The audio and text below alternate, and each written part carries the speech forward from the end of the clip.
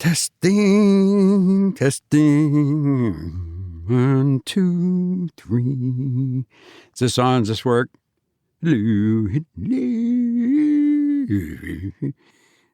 Okay, stop being silly and get this done.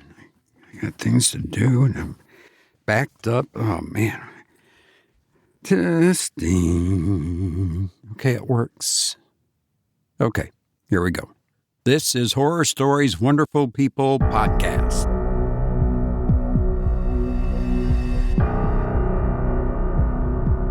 Welcome. I'm Robert Crandall, and you are a wonderful person for listening, and I'm grateful. I'm so glad you're here. Don't forget all the episodes can be found on our website with horrorstoriespodcast.com. That's our new website, but the old one works too, adventuresinaudio.net. They both go to the same place. After all, I have 130 or some episodes with the old one on there. So anyway, hope you'll visit the website. I got some plans coming up too in the future. But anyway, on this podcast, I read nightmares sent in by wonderful people like you who listen to the show. And we'll hear one on this episode sent to us by Gregory of Wisconsin. Our feature story on the episode is The Ash Tree by M.R. James. Very creepy. I hate it. Ugh. I mean, it keeps me up. I like it. It's a great story, but, you'll see. Anyway, Gregory writes from Wisconsin. Hello, my name is Gregory, and I reside in Wisconsin, USA. All of my life, I've had recurring nightmares where my hometown and neighborhood are destroyed by tornadoes and fires. The fires consume all of the houses and the downtown. And I'm the one to see small F1 tornadoes and dust devils forming. And I yell for my family, most of the times my mother, to get in the basement. But they don't listen, and we watch from the doorways. The twisters tear up the trees and blow off roofs, but no one is hurt. Embers fill the air, and fires leap from building to building. I try calling 911 emergency, but my fingers don't press the right buttons, or I'm told I have to dial a different number. I get frustrated and don't try again. After the destruction is done, a huge, godlike entity blocks out the sky. It's a human-like monstrosity, stretched, elongated from north to south, and pulled flat from east to west. I look up at its stomach, chest, legs, and head, and it takes up the whole sky. The skin begins to slough off, and I think to myself, they are huge pieces of white bread falling to the ground. Then muscles and tendons start tearing away from the bones and crash to the ground, demolishing what is left of burnt-out houses and buildings. Soon the whole monster plummets to the ground, and its heart, legs, lungs, kidneys, stomach squash to the ground. Tendons and veins lay across streets and sidewalks like live wires. At different points in the dream, I force myself to wake up or change the dream. Wow. Thank you for letting me share this with you. Sincerely, Gregory of Wisconsin. And wow, thank you, Gregory. That is an unusual dream or nightmare. Thank you for sharing that with us. And if you have a nightmare, send it to myhorribledream@gmail.com. And it doesn't have to be a nightmare. Maybe something strange has happened you can't explain. Just go ahead. Send it in, myhorribledream@gmail.com. 180 over 111, and I had a stroke. I couldn't speak or walk. 150 over 90, and I had a stroke. This is what high blood pressure sounds like. You might not feel its symptoms, but the results from a stroke are far from silent. Get back on your treatment plan or talk with your doctor to create a plan that works for you. Go to loweryourhbp.org. Head to toe, everything's changed. Brought to you by the American Stroke Association, American Medical Association, and the Ad Council.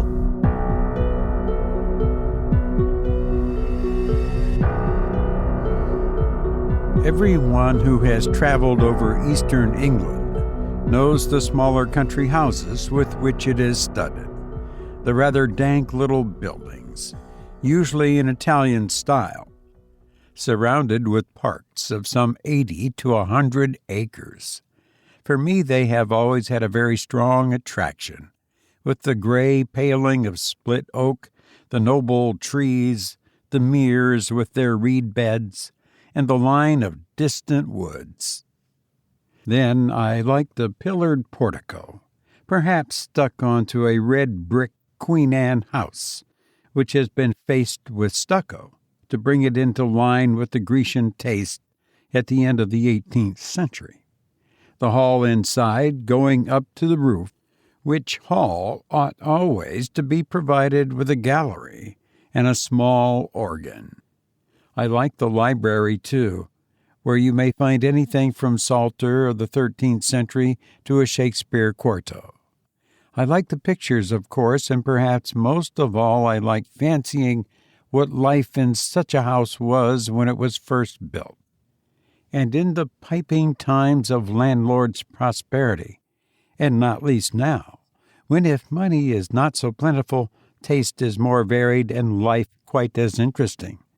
I wish to have one of these houses, and enough money to keep it together and entertain my friends in it modestly. But this is a digression. I have to tell you of a curious series of events which happened in such a house as I have tried to describe. It is Castringham Hall in Suffolk. I think a good deal has been done to the building since the period of my story, but the essential features I have sketched are still there. Italian portico, square block of white house, older inside than out. Park with fringe of woods and mere. The one feature that marked out the house from a score of others is gone. As you looked at it from the park, you saw on the right a great old ash tree growing within half a dozen yards of the wall, and almost or quite touching the building with its branches. I suppose it had stood there ever since Castringham ceased to be a fortified place, and since the moat was filled in and the Elizabethan dwelling house built. At any rate, it had well nigh attained its full dimensions in the year 1690. In that year, the district in which the hall is situated was the scene of a number of witch trials, which will be long, I think, before we arrive at a just estimate of the amount of solid reason, if there was any, which lay at the root of the universal fear of witches in old times. Whether the persons accused of this offense really did imagine that they were possessed of unusual power of any kind, or whether they had the will at least, if not the power, of doing mischief to their neighbors, or whether all the confessions of which there are so many were extorted by the mere cruelty of the witch-finders. These are questions which are not, I fancy, yet solved.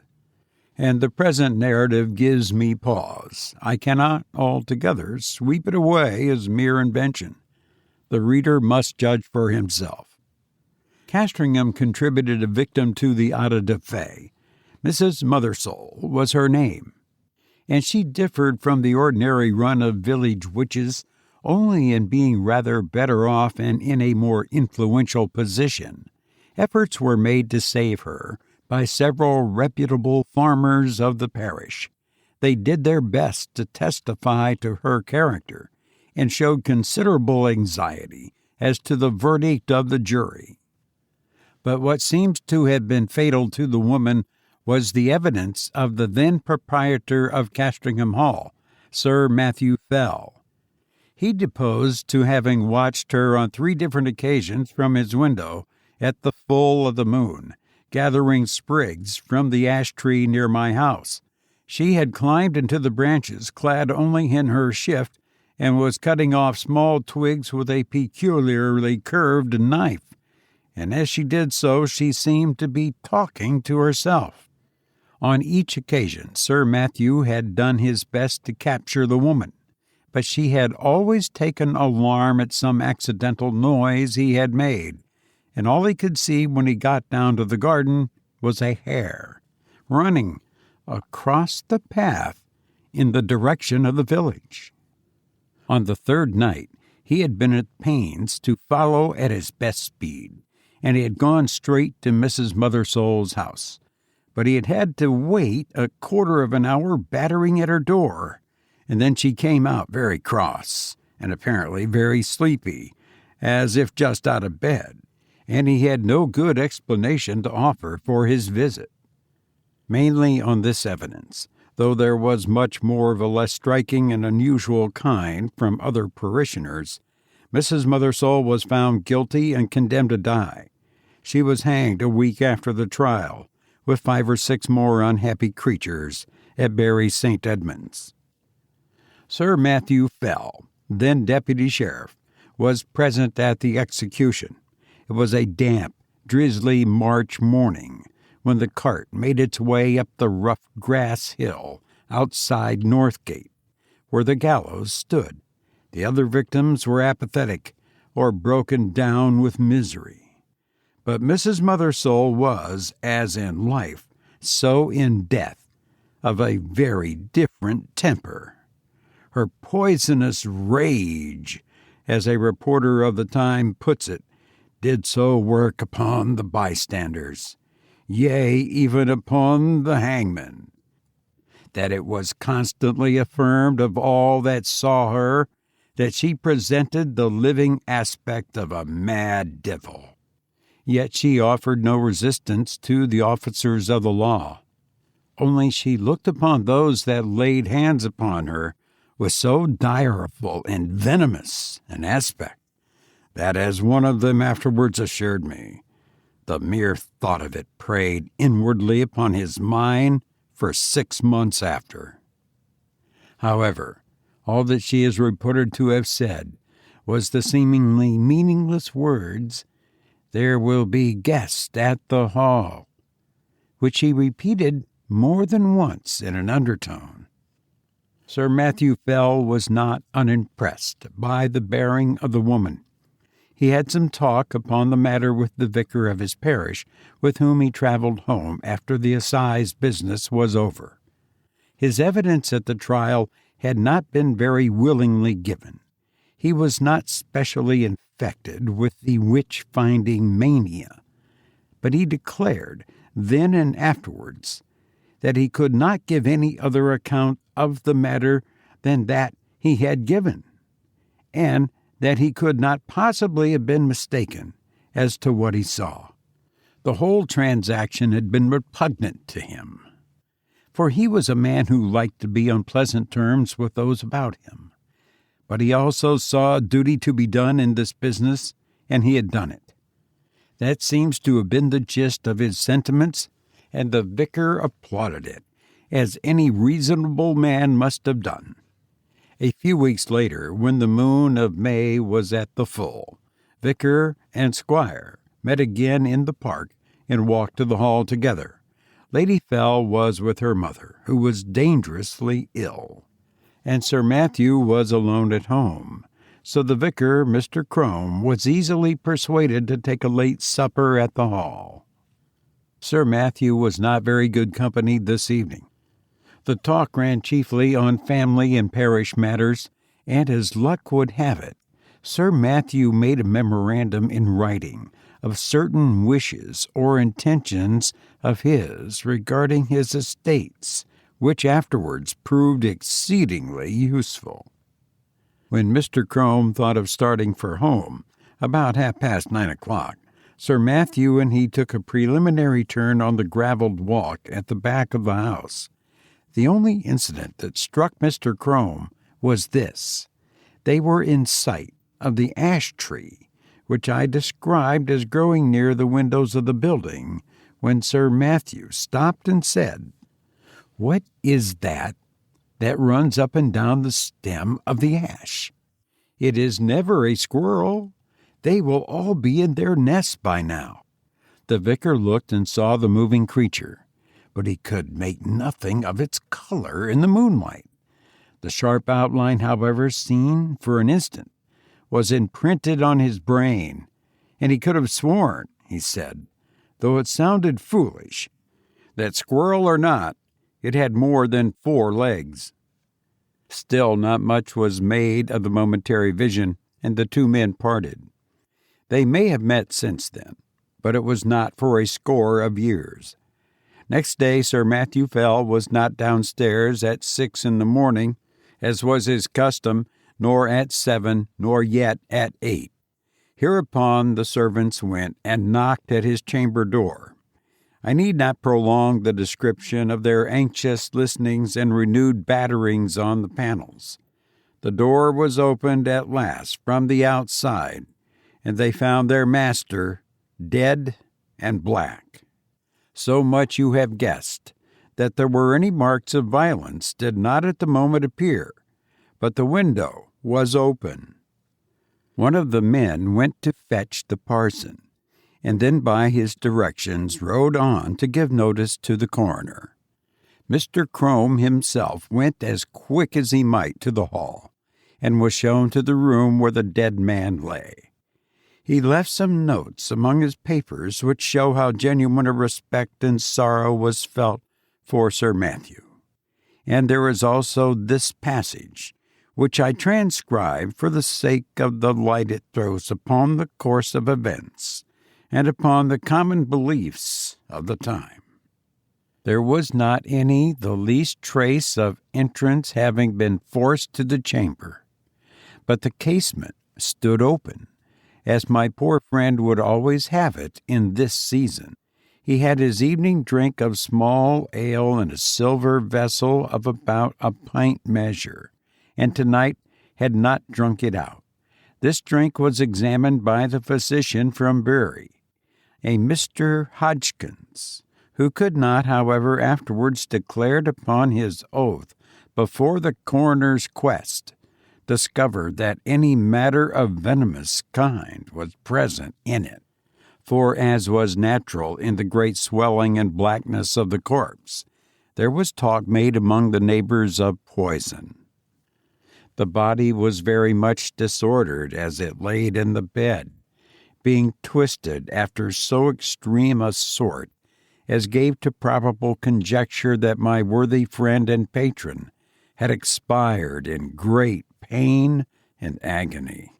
And what is yet unexplained, and to myself the argument of some horrid and artful design in the perpetrators of this barbarous murder, was this, that the women which were entrusted with the laying out of the corpse and washing it, being both sad persons and very well respected in their mournful profession, came to me in a great pain and distress both of mind and body, saying, what was indeed confirmed upon the first view, that they had no sooner touched the breast of the corpse with their naked hands than they were sensible of a more than ordinary violent smart and aching in their palms, which, within whole forearms, in no long time swelled so immoderately, the pain still continuing, that, as afterwards proved during many weeks, they were forced to lay by the exercise of their calling, and yet no mark seen on the skin. Upon hearing this, I sent for the physician, who was still in the house, and we made as careful a proof as we were able, by the help of a small magnifying lens of crystal, of the condition of the skin on this part of the body, but could not detect with the instrument we had any matter of importance beyond a couple of small punctures or pricks, which we then concluded were the spots by which the poison might be introduced, remembering that ring of Pope Borgia, with other known specimens of the horrid art of the Italian poisoners of the last age. So much is to be said of the symptoms seen on the corpse, As to what I am to add, it is merely my own experiment, and to be left to posterity to judge whether there be anything of value therein. There was on the table, by the bedside, a Bible of the small size, in which my friend, punctual as in matters of less moment, so in this more weighty one, used nightly, and upon his first rising, to read a set portion, and I am taking it up, not without a tear duly paid to him, which from the study of this poor adumbration was now passed to the contemplation of its great original. It came into my thoughts, as at such moments of helplessness we are prone to catch at any the least glimmer that makes promise of light, to make trial of that old and by many accounted superstitious practice of drawing the sortes, of which a principal instance, in the case of his late sacred majesty the blessed martyr King Charles, and my Lord Falkland, was now much talked of. I must needs admit that by my trial not much assistance was afforded me. Yet as the cause and origin of these dreadful events may hereafter be searched out, I set down the results. In the case it may be found that they pointed to the true quarter of the mischief, to a quicker intelligence than my own. I made then 3 trials, opening the book and placing my finger upon certain words, which gave in these words, from Luke 13:7, cut it down. In the second, Isaiah 13:20, it shall never be inhabited. And upon the third experiment, Job 39:30, her young ones also suck up blood. This is all that need be quoted from Mr. Crome's papers. Sir Matthew Fell was duly coffined and laid into the earth, and his funeral sermon, preached by Mr. Crome on the following Sunday, has been printed under the title of The Unsearchable Way, or England's Danger and the Malicious Dealings of the Antichrist. It is being the vicar's view, as well as the most commonly held in the neighborhood, that the squire was the victim of a recrudescence of the popish plot. His son, Sir Matthew II, succeeded to the title and estates, and so ends the first act of the Castringham tragedy. It is to be mentioned, though the fact is not surprising, that the new baronet did not occupy the room in which his father had died, nor, indeed, was it slept in by anyone but an occasional visitor during the whole of his occupation. He died in 1735, and I do not find that anything particular marked his reign, save a curiously constant mortality among his cattle and livestock in general, which showed tendency to increase slightly as time went on. Those who are interested in the details will find a statistical account in a letter to the Gentleman's Magazine of 1772, which draws the facts from the baronet's own papers.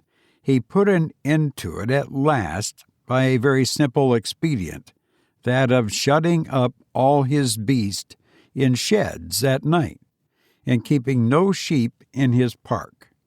For he had noticed that nothing was ever attacked that spent the night indoors. After that, the disorder confined itself to wild birds and beasts of chase. But as we have no good account of the symptoms, and as all-night watching was quite unproductive of any clue, I do not dwell on what the Suffolk farmers called the Castringham sickness. The second Sir Matthew died in 1785, as I said, and was duly succeeded by his son Sir Richard. It was in his time that the great family pew was built out on the north side of the parish church. So large were the squire's ideas that several of the graves of the unhallowed side of the building had to be disturbed to satisfy his requirements.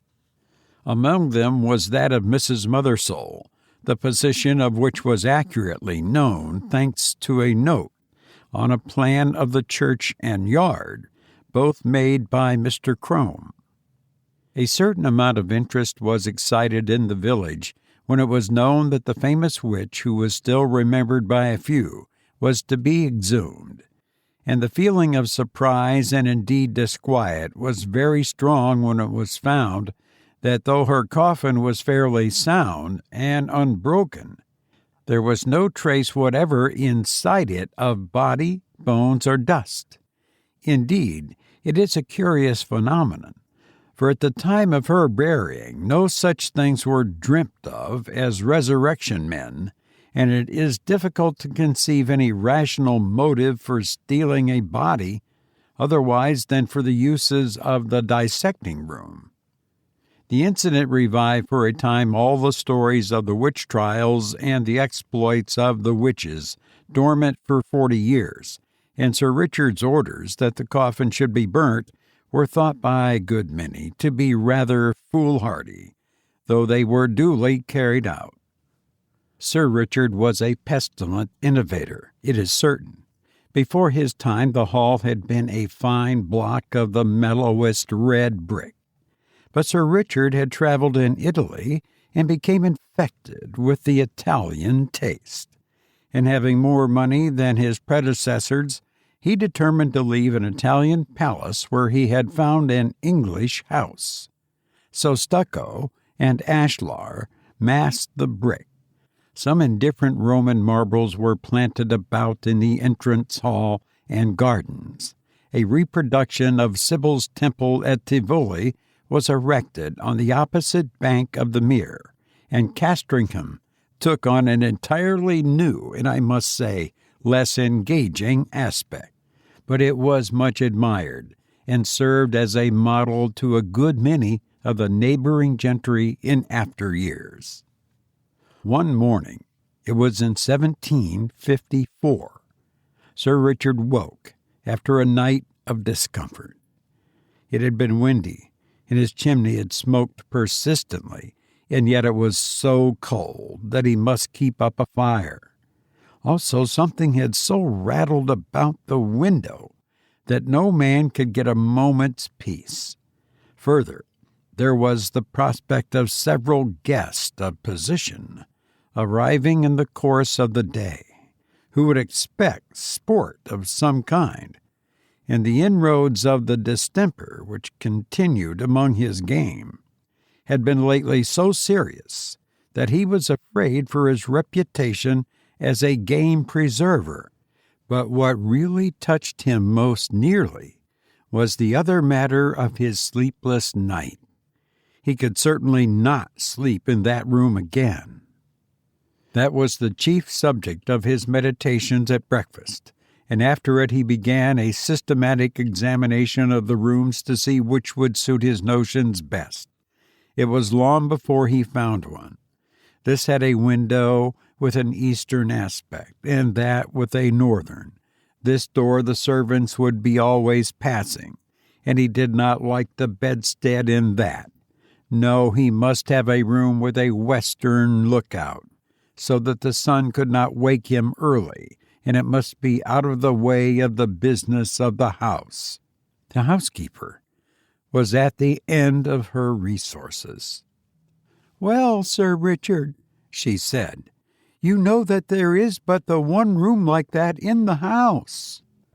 "Which may that be?" said Sir Richard. "And that is Sir Matthew's west chamber." "Well, put me in there, for there I'll lie tonight," said her master. "Which way is it? Here, to be sure." And he hurried off. "Oh, Sir Richard, but no one has slept there these 40 years. The air has hardly changed since Mr. Matthew died there." Thus she spoke, and rustled after him. "Come open the door, Mrs. Cheddock. I'll see the chamber at least." So it was opened, and indeed the smell was very close and earthy. Sir Richard crossed to the window, and impatiently, as was his wont, threw the shutters back and flung open the casement. For this end of the house was one which the alterations had barely touched, grown up as it was with the great ash tree, and being otherwise concealed from view. "Air it, Mrs. Chittick, all to-day, and move my bed furniture in the afternoon. Put the Bishop of Kilmore in my old room." "Pray, Sir Richard," said a new voice, breaking in on this speech, "might I have the favor of a moment's interview?" Sir Richard turned round and saw a man in black in the doorway, who bowed. "I must ask your indulgence for this intrusion, Sir Richard. You will perhaps hardly remember me. My name is William Crome, and my grandfather was vicar here in your grandfather's time." "Well, sir," said Sir Richard, "the name of Crome is always a passport to Castringham. I'm glad to renew a friendship of 2 generations' standing. And what can I serve you? For your hour of calling, and if I do not mistake you, your bearing shows you to be in some haste." "That is no more than the truth, sir. I am riding from Norwich to Bury St. Edmunds with what haste I can make, and I have called in on my way to leave with you some papers which we have just come upon in looking over what my grandfather left at his death. It is thought you may find some matters of family interest in them." "You are mighty obliging, Mr. Crome, and if you will be so good as to follow me to the parlor and drink a glass of wine, we will take a first look at these same papers together. And you, Mrs. Chittick, as I said, be about airing this chamber. Yes, it is here my grandfather died. Yes, the tree perhaps does make the place a little dampish. No, I do not wish to listen to any more. Make no difficulties, I beg. You have your orders. Go." "Will you follow me, sir?" They went to the study, the packet which young Mr. Crome had brought. He was then just become a Fellow of Clare Hall in Cambridge, I may say, and subsequently brought out a respectable edition of Polyenus, contained among other things the note which the old vicar had made upon the occasion of Sir Matthew Fell's death, and for the first time Sir Richard was confronted with the enigmatical sortes biblicae, which you have heard. They amused him a good deal. "Well," he said, "my grandfather's Bible gave one prudent piece of advice. Cut it down. If that stands for the ash tree, he may rest assured I shall not neglect it. Such a nest of catarrhs and agues was never seen."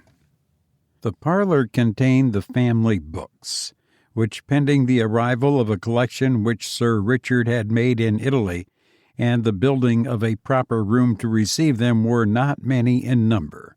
Sir Richard looked up from the paper to the bookcase. "I wonder," says he, "whether the old prophet is there yet. I fancy I see him."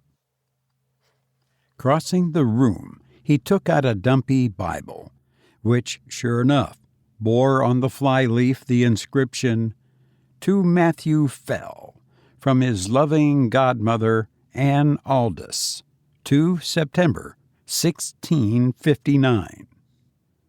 "It would be no bad plan to test him again, Mr. Crome. I will wager we get a couple of names in the Chronicles. What have we here? 'Thou shalt seek me in the morning, and I shall not be.' Well, your grandfather would have made a fine omen of that, eh? No more prophets for me. They are all in a tale. And now, Mr. Crome, I am infinitely obliged to you for your packet. You will, I fear, be impatient to get on. Pray, allow me another glass." So with offers of hospitality which were genuinely meant, for Sir Richard thought well of the young man's address and manner, they parted. In the afternoon came the guest, the Bishop of Kilmore, Lady Mary Harvey, Sir William Kentfield, etc. Dinner at 5, wine, cards, supper, and dispersal to bed. Next morning Sir Richard is disinclined to take his gun with the rest. He talks with the Bishop of Kilmore. This prelate, unlike a good many of the Irish bishops of his day, had visited his see, and indeed resided there for some considerable time. This morning, as the two were walking along the terrace and talking over the alterations and improvements in the house, the bishop said, pointing to the window of the west room, "You could never get one of my Irish flock to occupy that room, Sir Richard." "Why is that, my lord?" "It is in fact my own." "Well, our Irish peasantry will always have it that it brings the worst of luck to sleep near an ash tree, and you have a fine growth of ash not 2 yards from your chamber window." "Perhaps," the bishop went on with a smile, "it has given you a touch of its quality already, for you do not seem, if I may say it, so much the fresher for your night's rest as your friends would like to see you." "That or something else, and it is true, cost me my sleep from 12 to 4, my lord. But the tree is to come down tomorrow, so I shall not hear much more of it." "I applaud your determination. It can hardly be wholesome to have the air you breathe strained, as it were, through all that leafage." "Your lordship is right there, I think. But I had not my window open last night. It was rather the noise that went on, no doubt from the twigs sweeping the glass, that kept me open-eyed." "I think that can hardly be, Sir Richard. Here you see it from this point. None of these nearest branches even can touch your casement unless there were a gale, and there was none of that last night. They missed the panes by a foot." "No, sir, true. What then will it be, I wonder, that scratched and rustled so, and covered the dust on my sill with lines and marks?" At last they agreed that the rats must have come up through the ivy. That was the bishop's idea, and Sir Richard jumped at it. So the day passed quietly, and the night came, and the party dispersed to their rooms and wished Sir Richard a better night. And now we are in his bedroom, with the light out, and the squire in bed. The room is over the kitchen, and the night outside still and warm. So the window stands open. There is very little light about the bedstead, but there is a strange movement there. It seems as if Sir Richard were moving his head rapidly to and fro, with only the slightest possible sound. And now you would guess, so deceptive is the half-darkness, that he had several heads, round and brownish, which moved back and forward, even as low as his chest. It is a horrible illusion. Is it nothing more? There, something drops off the bed with a soft plump, like a kitten, and is out of the window in a flash. Another. 4. And after that, there is quiet again. "Thou shalt seek me in the mornings, and I shall not be." As with Sir Matthew, so with Sir Richard, dead and black in his bed. A pale and silent party of guests and servants gathered under the window when the news was known. Italian poisoners, Popish emissaries, infected air, all these and more guesses were hazarded.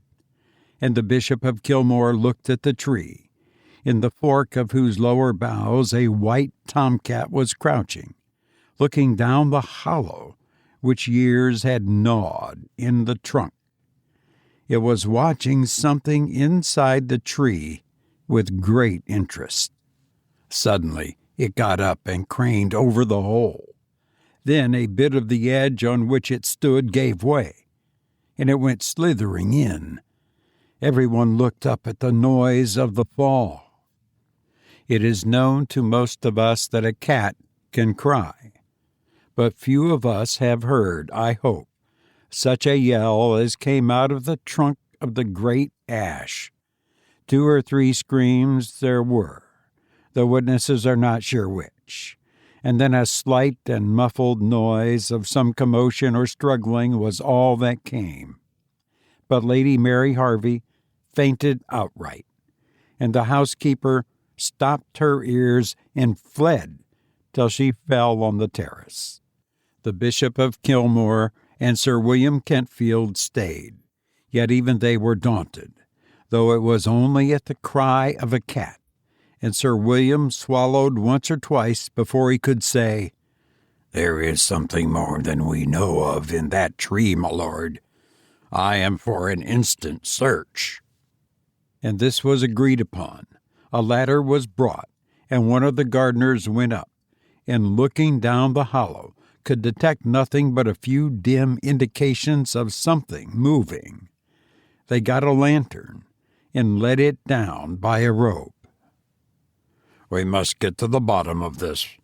My life upon it, my lord, but the secret of these terrible deaths is there." Up went the gardener again with the lantern, and let it down the hole cautiously.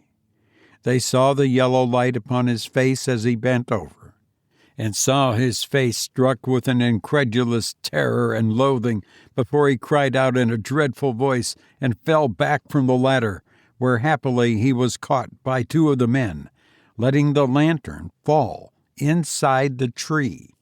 He was in a dead faint, and it was some time before any word could be got from him. But then they had something else to look at. The lantern must have broken at the bottom, and the light in it caught upon dry leaves and rubbish that lay there, for in a few minutes a dense smoke began to come up, and then flame, and to be short, the tree was in a blaze.